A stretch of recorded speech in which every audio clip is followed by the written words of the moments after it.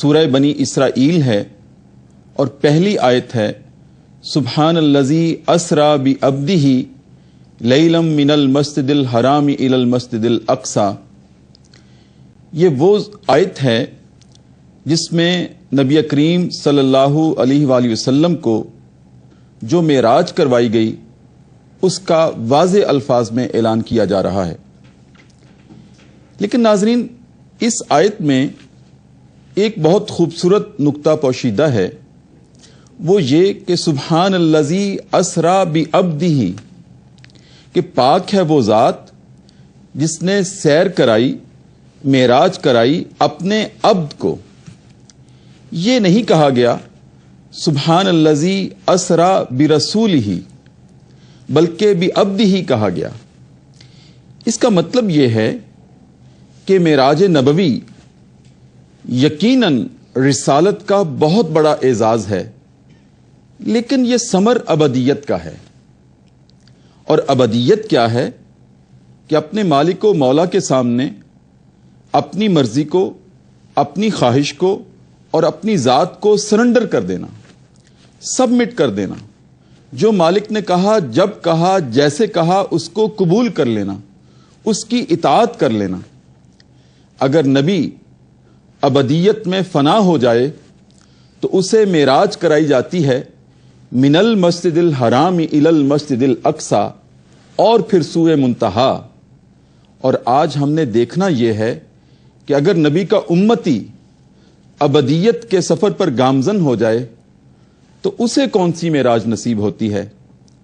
حضرت علامہ اقبال کے فکر و فلسفہ میں اور کلام میں آج ہم نے یہ چیز تلاش کرنی ہے اس پروگرام میں، اور میرے خوبصورت مہمان ایک مرتبہ پھر ہم نے دعوت دی ہے جناب جسٹس نذیر احمد غازی۔ آپ ان کو سن کر خوش ہوتے ہیں، میں بھی بہت مسرت محسوس کرتا ہوں۔ یہ فنا فی الرسول ہیں، میں سیدھی بات کہوں۔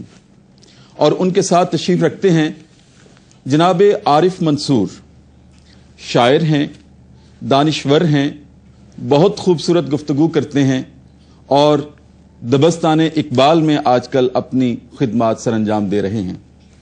اور ان کے ساتھ ناظرین تشریف رکھتے ہیں جناب محمد کاشف چشتی، خوبصورت، خوبصیرت اور خوش الحان نعت خوان ہیں۔ آج ہمارے ساتھ کلام اقبال کے لیے حاضر ہوئے، اور میں چاہوں گا، گزارش کروں گا کہ ہمارے آج کے پروگرام کا، ہماری گفتگو کا آغاز سب سے پہلے جناب کاشف محمود چشتی کے کلام سے ہو۔ تیرے عشق کی انتہا چاہتا ہوں، تیرے عشق کی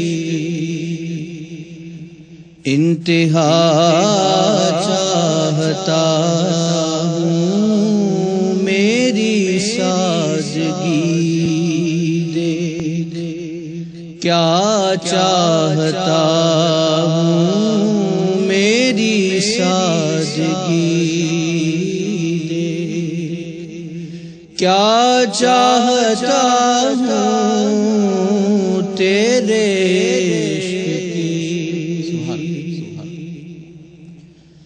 ستم ہو کے ہو وعدہ بے حجابی، ستم ہو کے ہو وعدہ بے حجابی، کوئی بات صبر آزما چاہتا ہوں، تیرے عشق کی یہ جنت مبارک رہے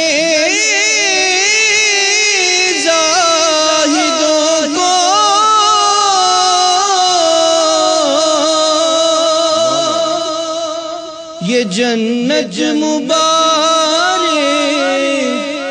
رہے زاہدوں کو کہ میں آپ کا سامنا چاہتا ہوں، کہ میں آپ کا سامنا چاہتا ہوں تیرے عشق کی۔ ذرا سا تو دل ہوں مگر شوق اتنا، ذرا سا تو دل ہوں مگر شوق اتنا، وہی لن ترانی سنا چاہتا ہوں، وہی لن ترانی سنا چاہتا ہوں تیرے عشق کی۔ کوئی دم کا مہمان اے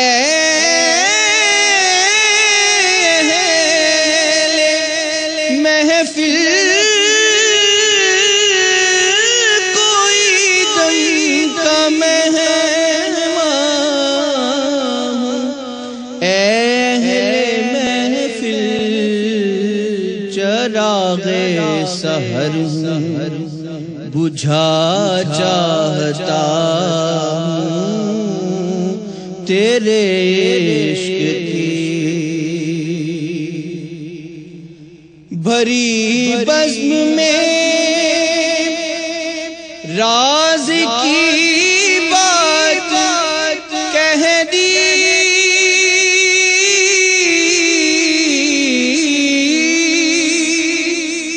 بھری بزم میں راز کی بات کہہ دی، بڑا بے ادب سزا چاہتا ہوں تیرے عشق کی، انتہا چاہتا ہوں میری سادگی دے، کیا چاہتا ہوں تیرے عشق کی۔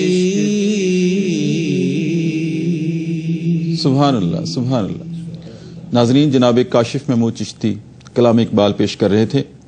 ہم اپنی گفتگو کا آغاز کرتے ہیں پروگرام اقبال اور عشق رسول، لیکن آج ہماری گفتگو کا موضوع ہے اس میں کہ معراج انسانی کا نسخہ کیمیا فلسفہ اقبال کی روشنی میں۔ میں سب سے پہلے جناب جسٹس صاحب کی خدمت میں حاضر ہو رہا ہوں۔ جسٹس صاحب، آپ ہماری رہنمائی کیجیے گا کہ جیسے میں نے عرض کیا تھا شروع میں، اگر نبی ابدیت میں فنا ہو جائے تو اس کو معراج سوئے منتہا کرائی جاتی ہے، عرش معلیٰ پر بلایا جاتا ہے۔ کتنا بڑا اعزاز! اور یقیناً نبی کریم صلی اللہ علیہ وسلم کی ذات بالا طائف میں جاتے ہیں، پتھر پڑتے ہیں، لہو لہان ہو جاتے ہیں، تھک ہار کر بیٹھ بھی جاتے ہیں اور اللہ سے مخاطب ہو کر کہتے ہیں، یا اللہ میری ابدیت میں کوئی فرق ہے یا یہ بدقسمت ہیں؟ تو وہاں بھی آپ کو تسلی و تشفی دی جاتی ہے کہ آپ کی ابدیت میں فرق نہیں ہے، ہم آپ کو اس کا ثمر دیں گے، ہم آپ کو بلائیں گے معراج پر۔ اور پھر کبھی صحن کعبہ کا معاملہ ہے، عقبہ بن ابی معیط آپ کی پشت مبارک پر اونٹ کی گندی اوجری ڈال دیتا ہے اور پیاری بیٹی فاطمہ اپنے معصوم ہاتھوں سے جدا کرتی ہے، صاف کرتی ہے۔ ابدیت میں کہیں فرق ہم نہیں دیکھتے، تو اللہ نے آپ کو معراج عطا کی۔ آج اگر امتی آپ کے نقش قدم پر چلتے ہوئے اور عشق رسالت میں آپ کا دیا اپنے دل میں جلا کر ابدیت کے سفر پر گامزن ہو جائے، اس کو کون سی معراج نصیب ہوتی ہے؟ اور حضرت علامہ اس کے بارے میں کیا ارشاد فرماتے؟ ڈاکٹر صاحب، ایک تو جو آپ نے اپنے انٹرو میں قرآن حکیم کی آیت پڑھی اور اس سے مجھے یاد آیا جی کہ علامہ رحمۃ اللہ نے فرمایا کہ سبق ملا ہے یہ معراج مصطفیٰ سے مجھے کہ عالم بشریت کی زد میں ہے گردوں۔ دیکھیں، رسول اللہ صلی اللہ علیہ وسلم کی حوالے سے علامہ اقبال جو تھے ان کا سارا کلام جو ہے انہوں نے خود بھی کہا کہ میں اگر قرآن کے علاوہ کوئی بات کہوں تو یا رسول اللہ صلی اللہ علیہ وسلم قیامت کے دن آپ کا پائے اقدس کا بوسہ مجھے نصیب نہ ہو. تو قرآن کی جو فکر تھی اس کو علامہ نے اپنے کلام میں ڈھالا اور وہی فکر اس نے پیش کی اور اس طرح اس کو اٹریکٹیو بنا دیا یہاں لوکل لوگوں کے حتیٰ کہ امت مسلمہ کے لیے کہ لوگوں کو وہ بات بہت آسانی سے سمجھ آنی شروع ہوئی. انسانی جہد کی دو عظمت کی صورتیں ہیں. ایک تو علامہ کے ذہن میں قرآن حکیم کی ایک آیت کا میں صرف ایک ٹکڑا ایک لفظ پڑھ رہا ہوں لا امرکا اے محبوب پاک صلی اللہ علیہ وسلم ہمیں آپ کی حیات پاک کی قسم قرآن نے کہا, اللہ نے قسم کھائی. دوسری جگہ اللہ کریم نے فرمایا کہ لقد کان لکم فی رسول اللہ اسوۃ حسنہ, ہم نے رسول اللہ صلی اللہ علیہ وسلم کی ذات میں تمہارے لیے بہترین نمونہ رکھ دیا, ماڈل رکھ دیا. اس لیے ایک بات میں ناظرین کے لیے عرض کر دوں کہ یہ جو ہم روز کرتے ہیں باتیں کرتے ہیں یہ شرک فی رسالت ہے. ہمارے سیاسی زعماء جو ہے وہ کہتے ہیں ہمارے لیے فلاں ملک کا وزیر اعظم جو ہے وہ رول ماڈل ہے. لوگ کہتے ہیں ہمارا فلانا جو تھا لیڈر وہ ہمارے لیے رول ماڈل تھا. امت مسلمہ کے لیے ایک ہی رول ماڈل ہے, وہ ذات مصطفیٰ صلی اللہ علیہ وسلم ہے. باقی جو بندے رسول اللہ صلی اللہ علیہ وسلم کے غلام ہیں ہمارا ان سے ایک نسبت ادب احترام کا تعلق ہو سکتا ہے, وہ ہمارے لیڈر ہو سکتے ہیں, رول ماڈل ذات مصطفیٰ صلی اللہ علیہ وسلم کے علاوہ کوئی نہیں. تو علامہ اقبال یہ چاہتے تھے کہ انسانی عظمت اور رفت کی دو جہتیں ہیں, ایک ہے ہاریزنٹل ایک ہے ورٹیکل. ہاریزنٹل دیکھیے کہ رسول اللہ صلی اللہ علیہ وسلم 100-150 صحابہ پہلے یا 82 کے قریب جاتے ہیں مدینہ منورہ میں, اور وہ چند محلوں پہ جو ریاست ہے پہلی ہجری میں وہ 10 برس کے اندر تک 10 لاکھ مربع میل پہ چھا جاتی ہے. اور اس کی تعداد جو ہے روز کی اگر نکالے اوسط تو 274 مربع میل بنتی ہے, جو دنیا کی تاریخ میں کہیں آپ کو نہیں ملے گی. رسول اللہ صلی اللہ علیہ وسلم کی ذات سے جو لوگ وابستہ ہو گئے جنہوں نے اپنی نسبت عشقی رسول اللہ صلی اللہ علیہ وسلم سے اور اپنی ذات کو گم کر دیا حضور صلی اللہ علیہ وسلم کے سامنے, وہی لوگ جن کو دنیا درندوں کی طرح سمجھتی تھی, جن کو دنیا سمجھتی تھی کہ ان سے زیادہ وحشی دنیا میں کوئی قوم نہیں, وہی دنیا سے سب سے زیادہ متمدن بن گئے اور دنیا پہ انہوں نے حکومت کی.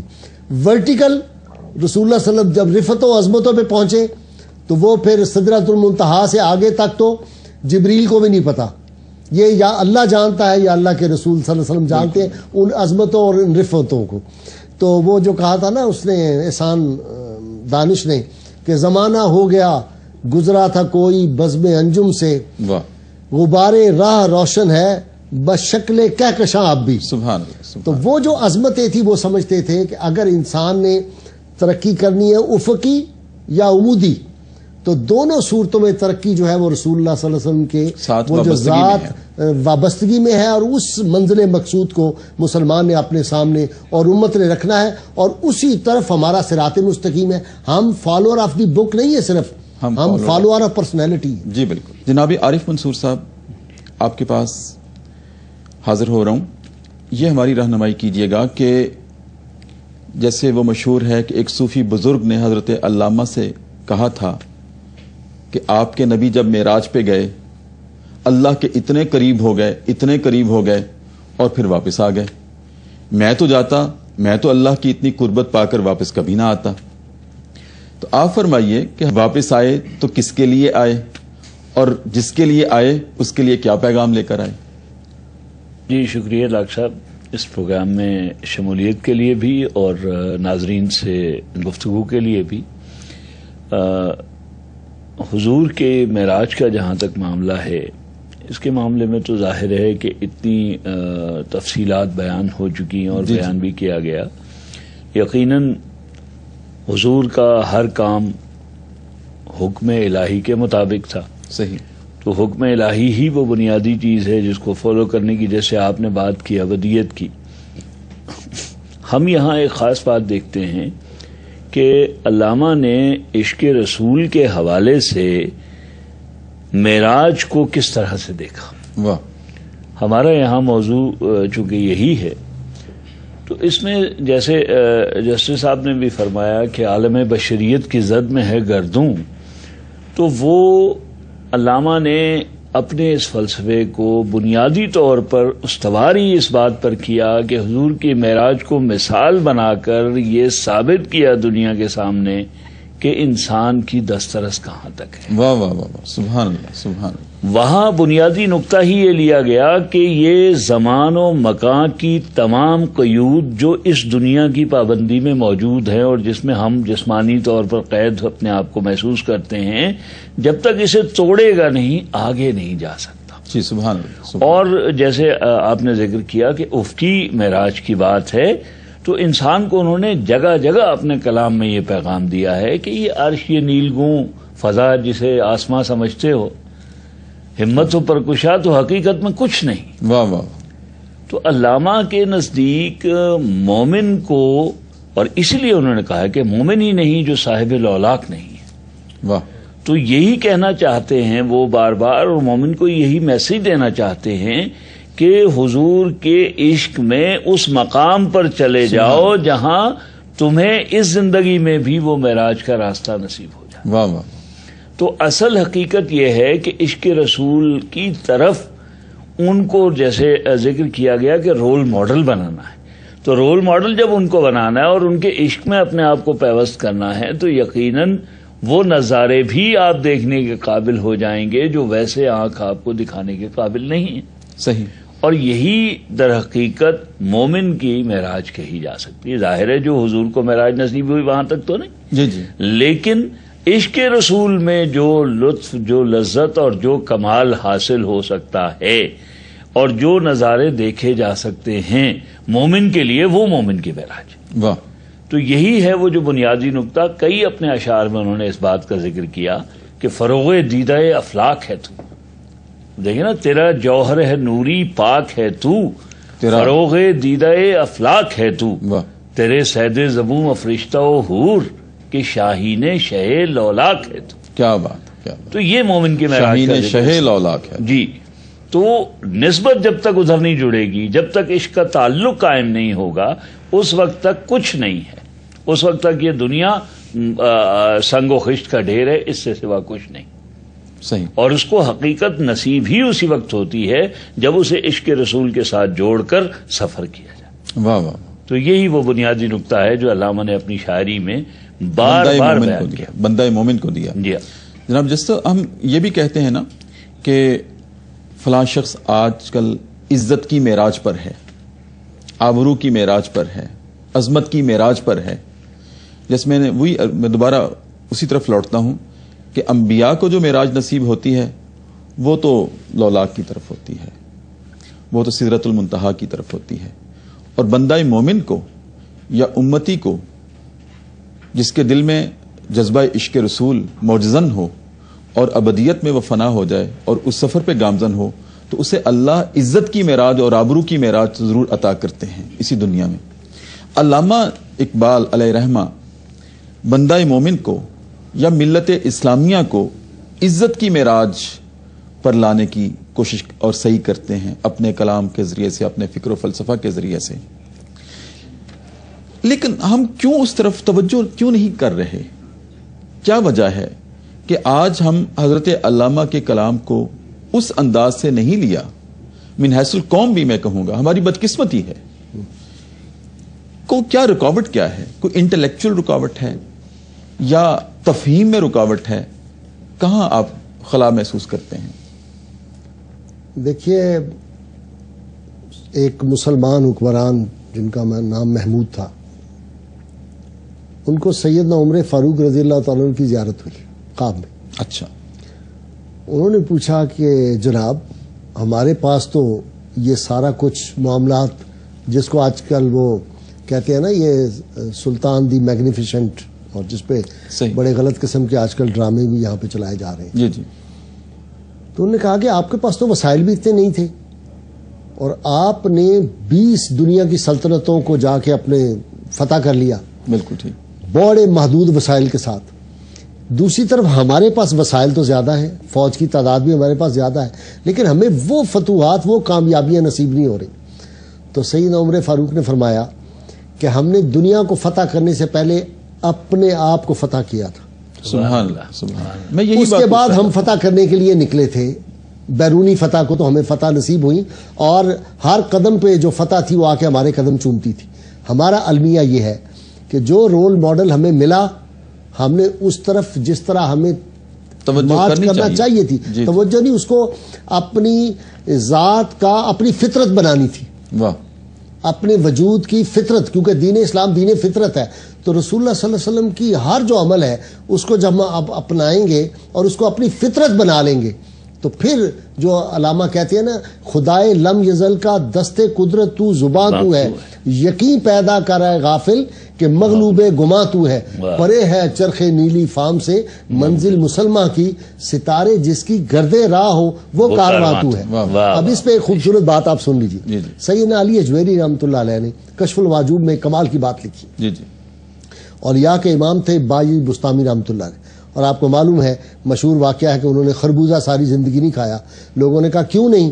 کہا مجھے یہ علم نہیں ہو سکا کہ حضور صلی اللہ علیہ وسلم جب خربوزہ کھایا تھا تو اس کو کس طرف سے کاٹا تھا، اوپر سے سائیڈ سے کاٹا تھا. میں نہیں چاہتا میری کوئی بات جو ہے وہ اس ماڈل سے ہٹ کے ہو جائے، سبحان اللہ، اس منزل مقصود سے ہٹ کے ہو جائے. تو باجی بستامی رحمۃ اللہ علیہ کو اللہ تعالیٰ کا قرب نصیب ہوا اپنی اولڈ ایج میں، جب وہ بزرگ بہت عمر میں ہو گئے تھے. تو انہوں نے کہا یا اللہ میں تو تھک گیا ہوں تیرا قرب تلاش کرتے کرتے. اس واقعہ کو اولیاء کی تاریخ میں معراج بایزید کہتے ہیں کہ اللہ سے ملاقات ہوئی. تو کہا کوئی شارٹ کٹ نہیں ہو سکتا کہ جلدی آپ سے ملاقات ہو جائے. تو اللہ کریم نے فرمایا بایزید میرے محبوب محمد عربی صلی اللہ علیہ وسلم کے نقش پا سے اٹھنے والی دھول کو اپنی آنکھوں کا سرما بنا لو، میں یوں مل جاؤں گا. سبحان اللہ. میں تمہیں قریب ترین تم مجھے پاؤ گے. ٹھیک ہے. تو اللہ سے ملاقات کا طریقہ وہی ہے جو علامہ کہتے ہیں کہ یا رسول اللہ صلی اللہ علیہ وسلم میرا جو قلب ہے اس پہ آپ کے گھوڑے کا سم ہے. تو یہ جو ہے نا دارمش پوشیدہ از چشمے جہاں از سمے شب دیز تو دار نشاں. یا رسول اللہ صلی اللہ علیہ وسلم میں لوگوں کی نظروں سے اس اپنے قلب کو بچا کے رکھتا ہوں. وہ دیکھے نا اس پہ تو آپ صلی اللہ علیہ وسلم جس گھوڑے پہ سواری کرتے ہیں اس کے سم کا نشان ہے. اور دوسری جگہ علامہ کیا فرماتے ہیں مصطفیٰ بے رساں خیش راہ کے دی ہما اوست اگر باؤ نہ رسیدی تمام بولہا بیست. تم دین یہ ہے کہ اپنے آپ کو رسول اللہ صلی اللہ علیہ وسلم تک پہنچا دو، ان کے قدموں میں اپنے آپ کو ڈال دو. اگر وہاں نہیں پہنچتے اس کے علاوہ جتنے راستے ہیں یہ سب بولہبی، یہ سب گمراہی ہیں. اس لیے علامہ نے آخری عمر میں کمال کی بات فرمائی. محمد اثر شی بیٹھے تھے، فقیر سید وحید الدین اور لوگ بیٹھے ہوئے تھے. علامہ نے کہا میں نے بڑی تعلیم حاصل کی، باہر کے لوگ اس پہ بڑا فخر کرتے ہیں، لیکن میں یہ محسوس کرتا ہوں کہ کاش میں نے وہ سارا وقت بھی کالا کالا رسول اللہ میں گزارا ہوتا. میں قرآن و حدیث کا اس طرح مطالعہ کرتا رہتا کہ رسول اللہ کی محفل میں ہوتا، میں صحابہ کی محفل میں ہوتا. تو وہاں سے جو روشنی ملتی ہے، ہم چونکہ وہاں سے ہٹے، ہم نے اپنی قوم کی اپنی ملت کی تربیت نہیں کی، اس کا نتیجہ آج انتشار ہے، افتراق ہے. آج رنگ کے فتنے ہیں، نسل کے فتنے ہیں، عقیدے کے فتنے ہیں، مسلک کے فتنے ہیں، قتل و غارت ہر طرف عالم اسلام میں یہ جو ہے دور ادبار ہے. تو علامہ کا درس یہ تھا کہ تمہیں عظمتیں اور رفتیں اس وقت نصیب ہوں گی جب تم سب ایک ہو مسلم حرم کی پاسبانی کے لیے، نیل کے ساحل سے لے کر تابہ خاک کاشغار. وہ جو امت کا اتحاد ہے نا وہ پہلے ہوگا تو پھر عظمت رفتیں ان کے قدم چومیں گی. جب تک انتشار و افتراق کا نشان رہیں گے اس وقت کامیابی نہیں حاصل کر سکیں گے. اس وقت ہمیں سب سے بڑی ضرورت جو ہے وہ رسول اللہ صلی اللہ علیہ وسلم کے بتائے ہوئے اتحاد اور اتفاق جو مسلمانوں کے درمیان ہے اس کی بے پناہ ضرورت ہے. بہت خوبصورت. جناب عارف منصور صاحب، جیسے کہ جسٹس صاحب نے بہت خوبصورت انداز میں کہ ہم کس طرح سے وہی عظمت رفتہ حاصل کر سکتے ہیں آپ کے ساتھ والہانہ وابستگی کے ساتھ، اور ایک بڑی خوبصورت بات یہ کہی کہ توجہ نہیں بلکہ اپنی ذات کو فطرت رسول کے ساتھ اور فطرت اللہ کے ساتھ جوڑ دینا، اس میں پیوست کر دینا، پھر ہمیں وہ عزت اور آبرو نصیب ہوتی ہے جو ہمیں مطلوب ہے. حضرت علامہ علیہ رحمہ اپنے کلام میں ہم دیکھتے ہیں فارسی ہو، عربی ہو، اردو ہو، ان کا مرکز و محور ہی یہی رہا کہ انسان اپنی معراج پر ہو. یعنی کہ نہ آپ نے جمود پسند کیا بلکہ کائنات کو اور انسان کو ایک دھڑکتے ہوئے دل کے ساتھ آپ محسوس کرتے ہیں کہ رواں دواں رہے، اور اس کے ساتھ جو خودی کا پہلو جی ہماری گفتگو میں آیا تھا کہ حالانکہ ہے یہ نیگیٹو، لیکن علامہ نے اس کو جی انانیت سے عنایت میں لے آئے، اور انسان کو یہاں بھی وہی عزت و آبرو کی طرف آپ نے وہ معراج کروانی چاہی. کبھی خودی کی معراج کروائی، کبھی عشق رسالت مآب کی معراج کروائی، کبھی عظمت آدم کا حوالہ دیا. ان تمام حوالوں میں آپ کا جو سب سے میں کہتا ہوں کہ غالب حوالہ کیا ہے انسان کے لیے اور مسلمان قوم کے لیے؟ مسلمان کے لیے وہی بات جو کہی گئی ہے، سب سے بلند تر حوالہ یقیناً ایک ہی ہے کہ رول ماڈل جو ہے وہ حضور کی ذات کو بنایا جائے. اب جہاں تک علامہ کے آگے افکار کی بات ہے، مسلسل حرکت عمل، اور آپ دیکھیں کہ انہوں نے اپنے فارسی کلام میں بھی، اب دیکھیے کہ خود انہوں نے جاوید نامہ جو ہے ان کا پورے کا پورا آپ دیکھیں کہ وہ فلک کی سیر اپنے مرشد کو ساتھ لے کر اور پھر مختلف ارواح سے ملاقات، اور وہ لٹرلی انہوں نے پورا ایک قسم کا اپنا معراج نامہ ترتیب دیا ہے کہ میں نے بھی ان سب سے. تو اس سارے کی بنیادی روح جو ہے وہ یہی ہے کہ سیر دوام، رکنا نہیں ہے کہیں بھی، اور کہیں نہیں رکنے کا جمود کو بہت ناپسند جمود کیا، کو تو سخت ناپسند کیا، اور سبب ہی زوال کا جو ہے انہوں نے جمود کو قرار دیا. اسی لیے انہوں نے اجتہاد پر بھی بہت زیادہ زور دیا کہ دینی معاملات میں بھی اجتہاد رکھا عارف جائے. صاحب آپ کی اسی گفتگو کو اگر ہم بریک کے بعد آپ کی اجازت سے، ناظرین بہت خوبصورت گفتگو جناب عارف منصور صاحب نے شروع کی. ہم چھوٹی سی بریک لیتے ہیں، اس کے بعد دوبارہ حاضر ہوں گے اور جناب عارف منصور صاحب سے ہی بات شروع کریں گے. اس کے بعد ناظرین دوبارہ آپ کی خدمت میں حاضر. ہمارا پروگرام ہے اقبال اور عشق رسول، ربیع الاول کی خصوصی ٹرانسمیشن، اور آج ہماری گفتگو کا موضوع ہے معراج انسانی کا نسخہ کیمیا حضرت علامہ کے فکر و فلسفہ میں. جناب عارف منصور صاحب اپنی گفتگو کر رہے تھے، وقفے سے پہلے ہم وہیں سے شروع کرتے ہیں. جی میں عرض کر رہا تھا کہ علامہ جمود کو سخت ناپسند کرتے ہیں، اور انہوں نے اجتہاد پر زور بھی اسی لیے دیا کہ وہ دینی معاملات میں بھی آگے بڑھنے کے عمل کو جاری و ساری رکھنا چاہتے. صحیح. اب اس میں جو خاص طور پر بات یہ ہے کہ جو سب سے زیادہ ان کا ایمفیسس ہے جی وہ ہے زمان و مکان کی حدیں توڑ کر آگے جانے. صحیح. انہوں نے شعر بھی کہا تھا کیا کہ بڑھے جا یہ کوہ گراں توڑ کر، جی جی طلسم زمان و مکان توڑ کر. واہ. تو اسی طرح وہ جو صفات بیان کرتے ہیں مرد مومن کے لیے، اس میں انہوں نے کئی جگہ بطور کلندر کے مخاطب کیا. صحیح. اور اس میں بھی انہوں نے یہی میسج دیا ہے کہ ایام کا مرکب نہیں راکب ہے کلندر. واہ. یعنی مرد مومن اگر عشق رسول میں ڈوب جائے تو وقت اس کا غلام ہو جاتا ہے. کیا بات، کیا بات. یہ ہے وہ میسج جو وہ دینا چاہتے ہیں قوم کو کہ جب تک تم ٹائم اینڈ سپیس کی حدوں سے اپنے آپ کو بریک کر کے آگے نہیں بڑھو گے، اور یہی ترقی کا راستہ بھی. آپ دیکھیے کہ ارتقاء کا راستہ اور ہے کیا. جی جی. یقیناً یہی کہ انسان ٹائم اور سپیس کی، دیکھیے پہلے کہاں یہ کانسیپٹ تھا. آج آپ نے دیکھا کہ ساؤنڈ بیریئر بھی توڑے جا رہے ہیں، سپیڈ بھی بیریئر کو بھی پہنچا جا رہا ہے. تو یہ سب کچھ جو کچھ ہے یہ ارتقاء کا جسے دنیاوی ارتقاء کہتے ہیں، لیکن اصل اس میں جو مین چیز ہے وہ یہ خیال رکھیے گا کہ یہ سارا کھیل ہے لطافت کا، اور روح مرکز ہے لطافت کی. سبحان اللہ. لطافت کی طرف سے ہماری توجہ بالکل ہٹ کے ہم نے اپنے آپ کو اپنے اس وجود کی کثافت میں قید کیا ہوا. جی بالکل. اور وہ بار بار ہمیں یہی بتاتے ہیں کہ صرف اس وجود کی ریکوائرمنٹس میں پھنس کر نہ رہ جاؤ، اور اس کے ارد گرد جو دنیا بنی ہوئی ہے اس دنیا کے دھوکے میں مت آؤ، اور اپنی روح کی لطافت کو اور اس کی عظمت اور اس کی پرواز کو محسوس کرو. سبحان اللہ. اور اس کی پرواز کا فائدہ اٹھاتے ہوئے زمان و مکان کی حدیں توڑ کر اس مقام پر جا پہنچو جہاں آپ کو براہ راست عشق رسول میں دیدار بھی نصیب ہو، اور براہ راست عشق رسول میں آگے کی منزلیں. سبحان اللہ. کیا بات. جناب جسد صاحب آپ فرمائیے کہ معراج انسانی جو ہمارا آج کا موضوع ہے، ایک تو آپ روشنی ڈالیے گا کہ معراج انسانی ہے کیا، اور علامہ اسے کس طرح سے دیکھتے ہیں، اور ہم اسے حاصل کیسے کر سکتے ہیں. دیکھیے انسانیت کی معراج، جیسے میں نے پہلے عرض کیا کہ یہ ہے، علامہ چاہتے ہیں کہ امت مسلمہ دنیا کے ہر شعبے ہر فیلڈ میں عظمت کی بلندیوں پہ آئے.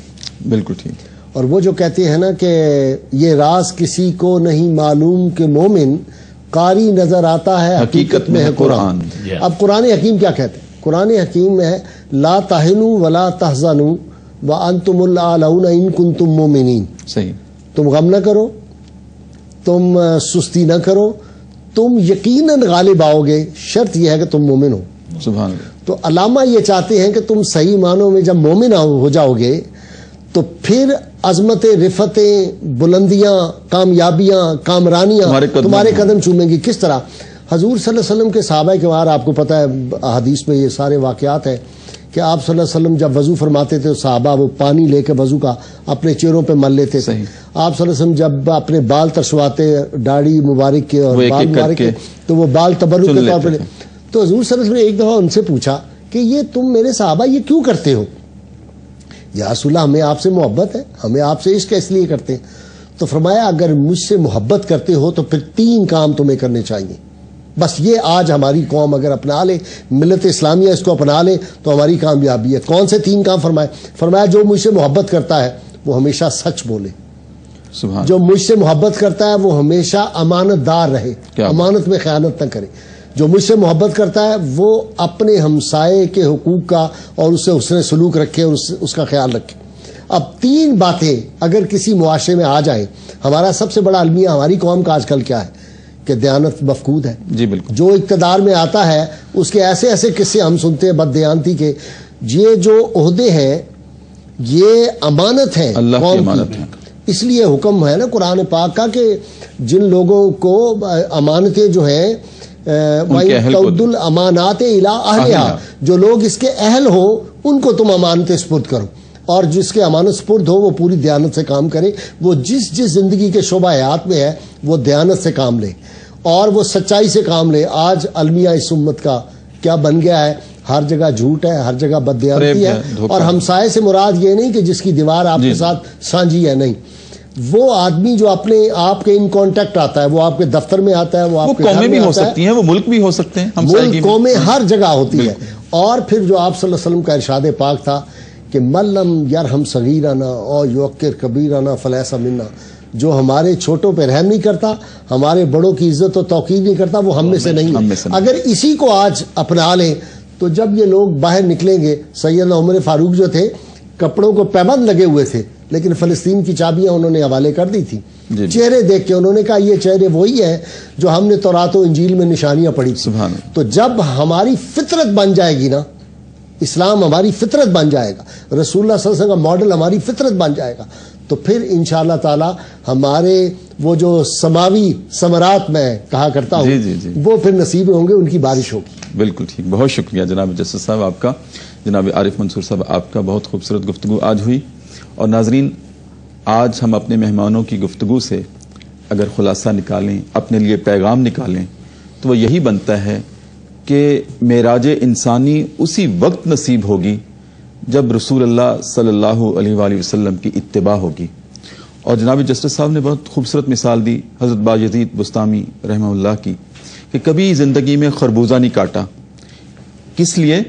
کہ مجھے پتہ نہیں ہے کہ رسول اللہ نے چھری کہاں رکھی تھی، ادھر سے کاٹا تھا، اوپر سے کاٹا تھا یا ادھر سے کاٹا تھا. اس وہم کے تحت ساری عمر خربوزے کو ہاتھ نہیں لگایا. کیا بات ہے.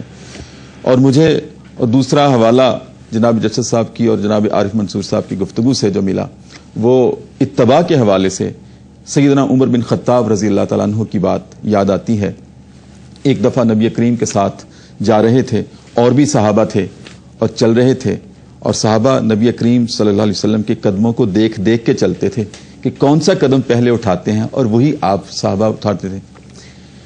اسی دوران ایک درمیان میں کوئی چھوٹی سی پانی گزرنے والی نالی سی کھالی سی آئی تو تمام صحابہ نے عبور کر لی نبی کریم صلی اللہ علیہ وسلم کی معیت میں، اور حضرت عمر پیچھے رہ گئے. نبی کریم صلی اللہ علیہ وسلم نے پیچھے مڑ کے دیکھا اور ادھر ادھر دیکھا تو سیدنا عمر نظر نہیں آئے. پوچھا عمر کہاں ہے؟ صحابہ نے اشارہ کیا یا رسول اللہ وہ پیچھے کھڑے ہیں. آپ نے اپنے رحمت والے چہرے کو پیچھے پھیر کر کہا عمر ادھر کیوں کھڑے ہو؟ چپ. کہا بتاتے کیوں نہیں, بتاؤ تو صحیح کیوں کھڑے ہو. کہا یا رسول اللہ, جب آپ چل رہے تھے نا تو میں اتباع میں اپنا ہر قدم آپ کو دیکھ دیکھ کے اٹھا رہا تھا, لیکن جب یہ کھالی آپ نے عبور کی تو میری نظر خطا ہو گئی تھی, میں دیکھ نہیں سکا کہ سب سے پہلے آپ نے کون سا قدم اٹھایا تھا. میں یہیں کھڑا ہوں کہ اب کیا کروں, میں دایاں قدم پہلے اٹھاؤں یا بایاں اٹھاؤں, میں آپ کو نہیں دیکھ سکا تھا. رسول اللہ نے اپنے پاس بلایا, شاباش دی, عمر میری اتنی اتباع کرتے ہو, مجھ سے اتنی محبت رکھتے ہو, تو جب ہم اتنی آپ کے ساتھ محبت رکھیں گے تو ہمیں بھی عزت کی, آبرو کی, عظمت کی معراج نصیب ہوگی. اسی کے ساتھ آج کا پروگرام ہم ختم کرتے ہیں. اپنے میزبان ڈاکٹر محمد طاہر مصطفیٰ کو اجازت دیجیے گا. کل نئے پروگرام کے ساتھ آپ کی خدمت میں حاضر ہوں گے. میں گزارش کروں گا جناب کاشف محمود چشتی صاحب سے کہ وہ کلام اقبال سے پروگرام کا اختتام فرمائیں. کبھی اے نوجوان مسلم تدبر بھی کیا تو نے, وہ کیا گردوں تھا تو جس کا ہے ایک ٹوٹا ہوا تارا, تجھے اس قوم نے پالا ہے آغوش محبت میں, تجھے اس قوم نے پالا ہے آغوش محبت میں, کچل ڈالا تھا جس نے پاؤں میں تاج سر دارا, کچل ڈالا تھا جس نے پاؤں میں تاج سر دارا, گنوا دی ہم نے جو اسلاف سے میراث پائی تھی, گنوا دی ہم نے جو اسلاف سے میراث پائی تھی, سریا سے زمیں پر آسمان نے ہم کو دے مارا, سریا سے زمیں پر آسمان نے ہم کو دے مارا, اگر چاہوں تو نقشہ کھینچ کر الفاظ میں رکھ دوں, مگر تیرے تخیل سے فزوں تر ہے وہ نظارہ, مگر تیرے تخیل سے فزوں تر ہے وہ نظارہ, آہ وہ علم کے موتی کتابیں اپنے آبا کی, جو دیکھیں ان کو یورپ میں تو دل ہوتا ہے سپارہ, تجھے آبا سے اپنے کو نسبت ہو نہیں سکتی, تجھے آبا سے اپنے کو نسبت ہو نہیں سکتی کہ تو گفتار وہ کردار تو ثابت وہ سیارہ کبھی اے نوجوان مسلم تدبر بھی کیا تو نے وہ کیا گردوں تھا تو جس کا ہے ایک ٹوٹا ہوا تارا کبھی اے نوجوان مسلم کیا